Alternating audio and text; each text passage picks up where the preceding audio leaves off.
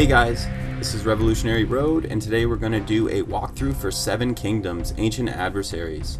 So, what I want to let you guys know is just kind of how to play this game and the ways in which you can make the game more enjoyable, but also how you can basically become a pro at the game very quickly, just by learning little things about the game and how the game actually works.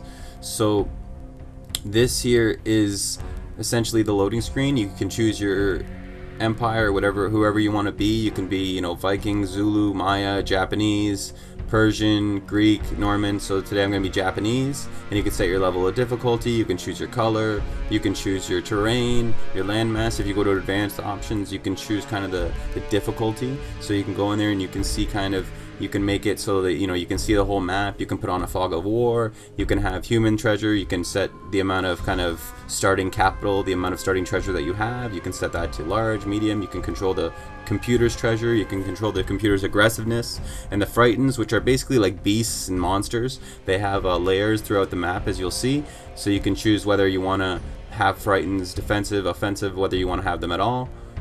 Then you choose the amount of resources, how many villages there are. All of these things will adjust the difficulty. As you see in the top right, you see the difficulty level. So as you change these things, the difficulty level will change. It will essentially, become more difficult to do certain things. So right now I'm going to put a population victory. So essentially, now it's going to be almost impossible for us to reach 1,000 population. But essentially, there's 2 win conditions now. You can either win by basically destroying all of your opponent's forces and bases, or you can win by getting a population of 1,000. Now you can see my population right now is 40, so I have 40 peasants in this village and 40 population. So you can imagine how long it would take to get a population of 1,000. So anyway, so this is the game. Essentially right now you're kind of on your own. You got 1 base, 1 town, and 1 fort. So what you have to do right here is essentially start to train troops and to get up a base of operations and to start making money and capital. So you can do you have 2 choices. You can either just straight recruit peasants and basically give them jobs, so you can set them to go mine or do whatever they want. But the thing is that in order for you to first build a mine or a factory, you need to have highly skilled people. So you need to essentially hire a construction worker, a manufacturer, which you do over here on this tab. This is the recruit tab here. But if you go over to the tab beside it, you can essentially train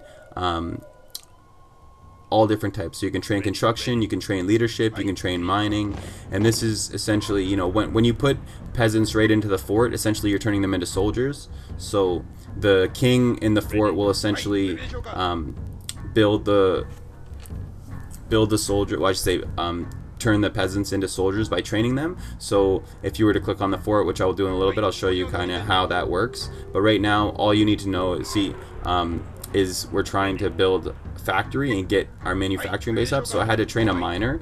So the miner will build a mine. He will build a mine on the copper here, and you will start mining the copper. And then essentially later on, I'll build a mine on the clay, because you essentially have 2 resources. You have, now mostly you'll start with 1 resource, but this game we got lucky and we started with 2. So essentially we have clay and we have copper, and then you're going to want to build a factory.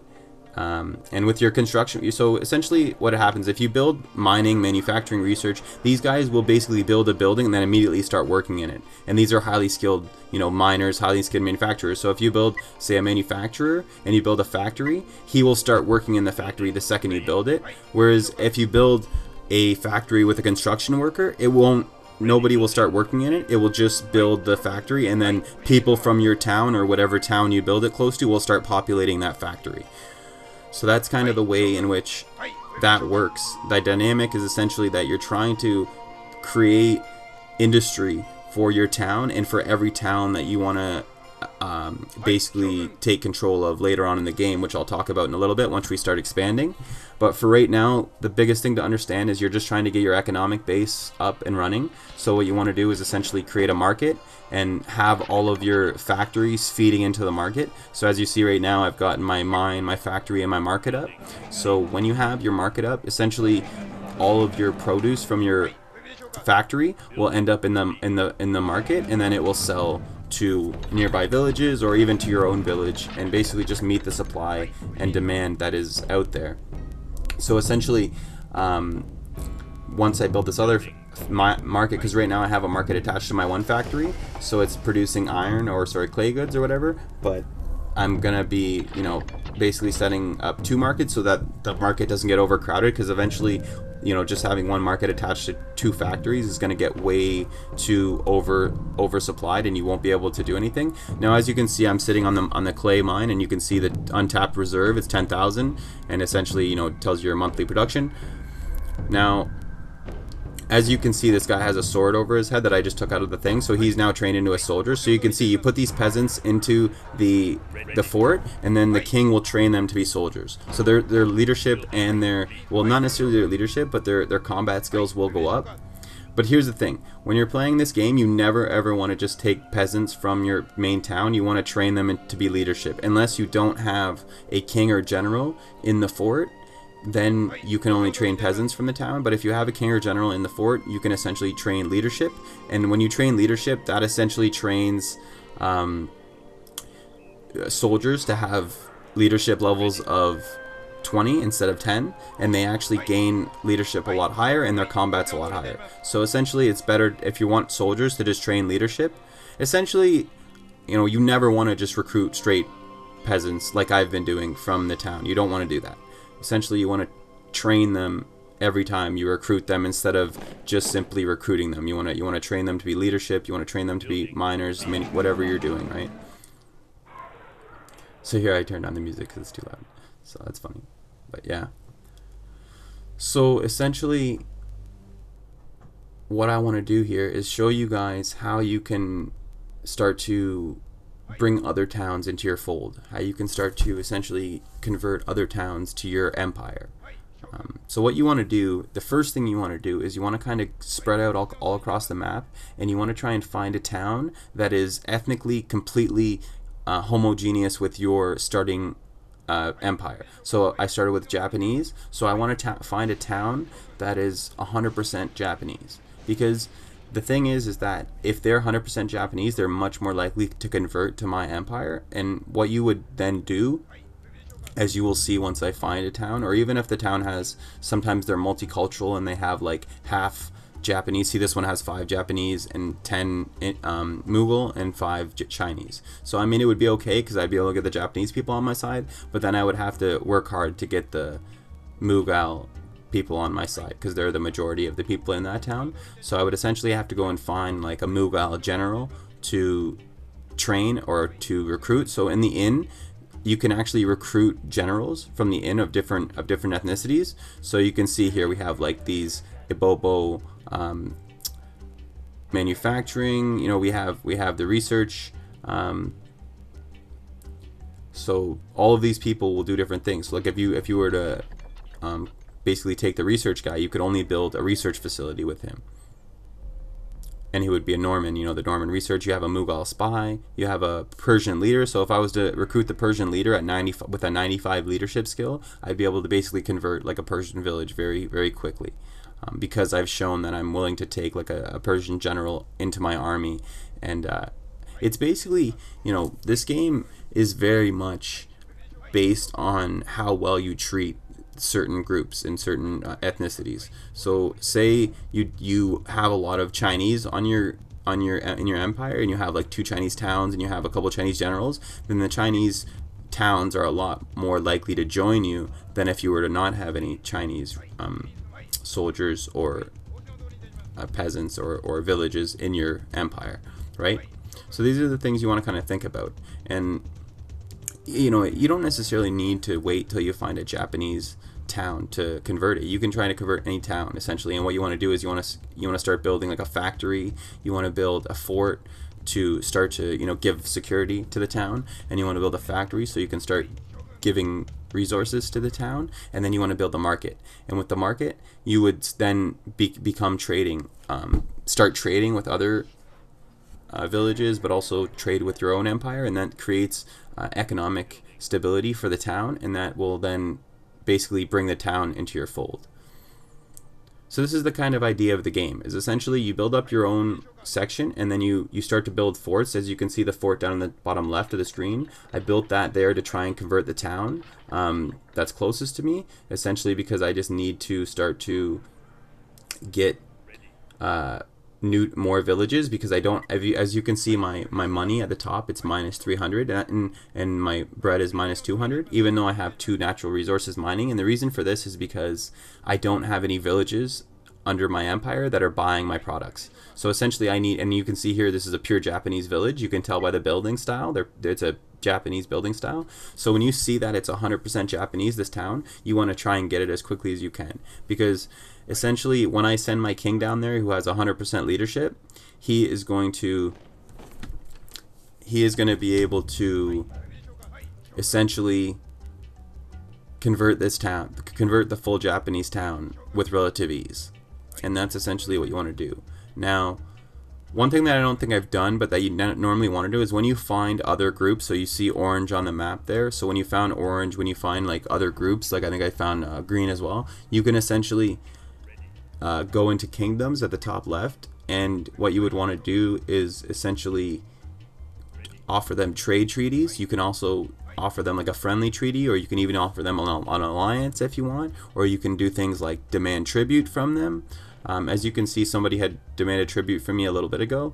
I basically just ignore it. Unless like they declare war on you, you really don't have to worry about it. The only thing you should really worry about is trade treaties. So immediately, as soon as you find people in the game, you want to establish trade treaties as quickly as you can, because the trade treaties are what's going to allow you to make more money. That's what's going to allow you to become economically stable, is by essentially building factories, mining resources, and then creating trade treaties. This is how you start to trade and start to utilize your resources to essentially get. And as you can see here, I have a general in my fort near that Japanese town that's only got 10% only 10 leadership. So his skill is 10 leadership. That's just terrible. It's never, even though he's Japanese, he's not going to be able to convert the Japanese town, right? So what I'm going to need to do is I'm going to need to start building things like factories, markets, do everything I can to give these people some economic, incentives, to give them some cultural incentives to join my empire. So I'll do things like build a research center, or build a tower of science, which is essentially allows you to start to research. And see, I'm gonna offer a trade treaty now to Orange, and this is you would just send it and then they would accept it. So they accept your trade treaty, and now that boosts your income substantially. If you were to, once you get trade treaties with all of the different kingdoms, you can boost your income pretty good, as long as you have natural resources and mines, and you're kind of trying to build your population base. Then you will start to create a pretty good trade balance. So right now what I'm doing is I'm starting to build a factory here, and then I'm going to build a market, and then I'll probably build a tower of science eventually, and this will give the people in Fukui here the ability to join my empire by working in my factories and by working at selling at my market, buying from my market. Essentially it will allow them to become in contact. And now you can see my king, I'm taking my king out, and I'm going to send my king over here to essentially to convert this town a lot quicker, because as you see, my king has 100 leadership, and that 100 leadership is going to allow you to convert towns a lot easier. But as you see, there's no actual Japanese in this town, and because there's no Japanese in this town that I'm trying to convert here, Emakani, I'm not going to be able to convert it that easily. It's actually going to take quite a bit, and it's not, and my king's not going to do it, mainly because I need to show that I have some multi-ethnic or multicultural realities in my kingdom. I need to be able to show them that I will accept multi-ethnic races, and I will be able to promote them to leadership, that I will have soldiers, manufacturers. So you want to basically have as many people of the type of ethnicity that you're trying to convert to your empire working for you, or essentially working in your empire, because that will give them a better choice of joining you.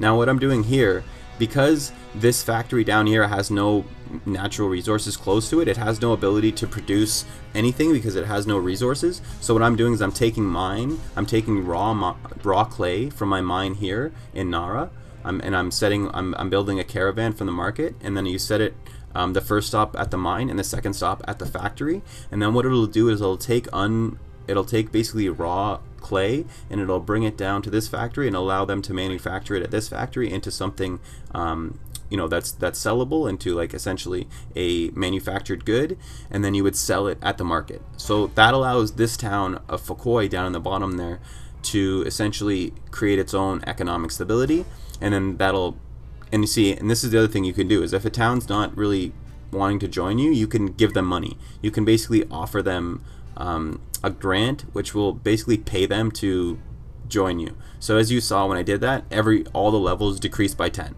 So the resistance levels is what you want to look at. As you see to the far right there, you have a resistance level, and each ethnicity has a different resistance level. So even if you was to convert the Greeks in that town, you would not be able to take the town, because you would need to convert all of the different ethnicities. And as you can see, the inn is the best way to get new people, new ethnicities into your empire. Now you don't have a control over who is there, so you're basically just constantly checking to see if you have like a better recruit that you can bring in to work. So essentially, like, it would be really good if I could find like a Greek leader, and then I could use them to convert the village down there if they had good leadership qualities. But as of right now, I'm basically just, you know, gonna focus on getting economic production. And as you can see, there's nobody working in this factory. So even though it has production, as you can see, like it has raw material, there's nobody working in this factory because the resistance level is still at 55, mainly because this leader sucks. This leader is terrible. It's like, dude, 10 leadership, like, why the hell are you even a leader, right? Like, some peasants have better leadership than him. So what I need to do is I need to send my king down there and start to convert that quicker. And what I need to do is basically recruit either a Greek, I'm not sure what I always forget what the African peoples are. I'm not 100%. I always forget. But essentially, what you want to do is to find those ethnicities that are working in those towns. So you want to find, like I said, a Greek, a Chinese, whatever is in that town, and you want to make them leader. So you want to promote them to general, and then you want to basically make them the leader of that town. So then you can convert those peoples a lot easier. And see, I just put a grant into Foucault, and the reason I put the grant into Foucault is essentially because once it gets down to about 40% resistance, they'll start populating my factory, and that's what I want. Because as soon as they start populating that factory, it'll create some cross-cultural connections, and they'll start to really see the benefit of joining our empire by seeing the economic prosperity that they get, and then they'll start to populate my Tower of Science there, and they'll start to essentially join us. And it might not happen because, like I said, this guy's leadership is 10, so he really is not being able to convert them. Generally, oh, he's 11 now. He's got 11 now. He's moving up. That whole 1% better, man. I tell ya. But yeah, like, he's still crap. He's not going to be good. That's why I'm going to bring my king down, because as soon as you're going to see, as soon as I put my king in here, this town is going to join me. Not as soon as I do, but like within 2 or 3 minutes of me putting my king there, that whole Japanese, town is going to join me. And this Orange declared war on me. I don't know if you guys saw that, but Orange came over and declared war on me. So essentially, I'm trying to essentially ask for a ceasefire, because I don't want to go to war, because I really don't have the ability to fight right now. I don't have any real soldiers. I haven't trained. I don't even have a weapons factory, so I don't even have the ability to create things like catapults and things. But as you can see, now that my king is on his way down, this town is going to join me very quickly, and then I'm essentially going to be able to produce from 2 towns, and then I'll be able to create war factories, because essentially right now I need better, and you can see now my factory is working, but what I need is I need better science. So I need to get people in the science facility there. So essentially I need this town to be a little more and there's my king, so I need them to be a little more and as you can see, like, almost immediately when I put him in there, you saw the resistance level go down.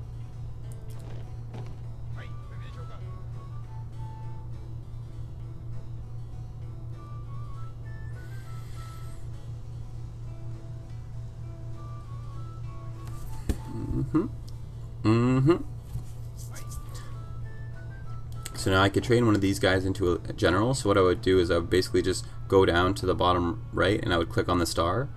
So right now I'm checking to see kind of who has the best leadership qualities. As you can see, these guys all have 10, So there's no real good leadership. Oh, but there's a Greek leader, right? And like I said before, I really need to find a Greek leader, because then I can make him general. See, now this is General Actor, and I'll put him in this town here, in this fort, and because it's connected to a Greek town, or at least a somewhat Greek town, the Greeks in this town are going to be a lot more willing to join us, or willing to work with us, because, and you can see when I click on the town, well, the resistance level is still the same, but essentially once there's a little more realization that we have Greeks working for us, it will start to go down quite a bit. Sometimes it takes a little bit. This game is weird like that. Sometimes it takes, like, you know, a little bit, a few minutes before them to recognize, but as soon as like they start to realize that there's like Greeks working in there and there's a Greek leader at the fort, then they're going to start to, the resistance is going to start to go down quite a bit. And as you can see, this town of Foucault here is pretty much joining us. Like, you're going to see in like 30-40 seconds it's going to join us. And you mother, oh you bastard, oh you son of a bitch. So I was going to go down and build my mine there. I was going to go take that clay, and friggin' Brown was able to beat me there. So he essentially just took my clay deposit that I was going to take down there, and yeah, and just screwed me. So yeah, that sucks. And that'll happen sometimes, you know, if you find like a natural resource somewhere out in the map that is untapped, you kind of want to take it as quickly as you can. And see, the independent village of Foucault has surrendered to you. So now this town down here that's all fully Japanese is now converted to me.